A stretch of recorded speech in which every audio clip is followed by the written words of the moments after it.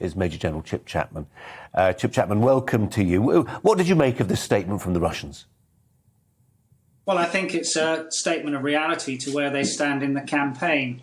That is that the strategy bridge between the political intent and the military power which the Russians brought to bear has been seen to be wanted.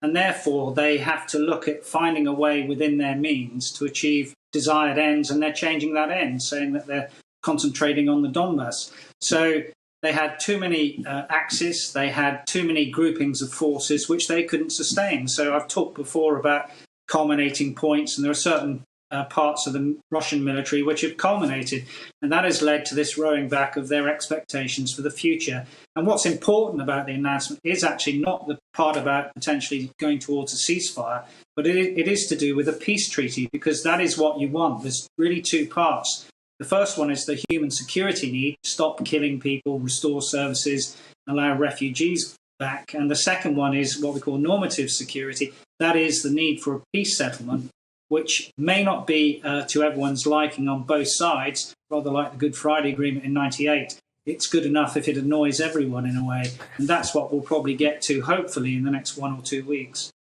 There's video footage. I mean, like a lot of video footage, you can't absolutely vouch for its provenance, but it purports to show Russian soldiers today raising the Russian flag over the town hall in Mariupol. And if that's true, and if they have gained control of Mariupol, this idea, which, Chip, you're suggesting that they maybe disengage a little bit from the north and focus more on that riband of territory they've got in the south and obviously on the Donbass and the east. We can see it in that context, perhaps. Progress in the south, withdrawal in the north. Yeah, I think that's right. So I think they'll prioritise two things. Firstly, of course, the Donbass, of which they occupied a third before the war in terms of the little green men, and then their expectation of a land bridge towards the Crimea, which Mariupol is the key towards that. But I think we also need to look at why fighting stops and also why fighting doesn't stop. And fighting stops because of unacceptable costs, either moral, military, political, or economic, and a realisation that there is an improbability of victory. Now, certainly in this sense at the moment, there is this improbability of victory. But if you reverse that coin and ask why fighting doesn't stop, one of the reasons is that leaders fear a loss of their power base. So Putin must have something from his perspective to come out of this, and he needs a sufficient victory to justify the cost or sacrifice already incurred.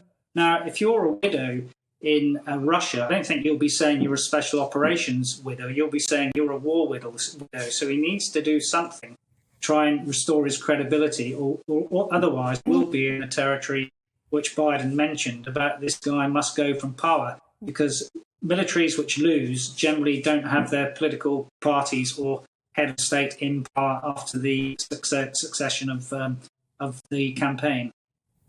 Chip Chapman,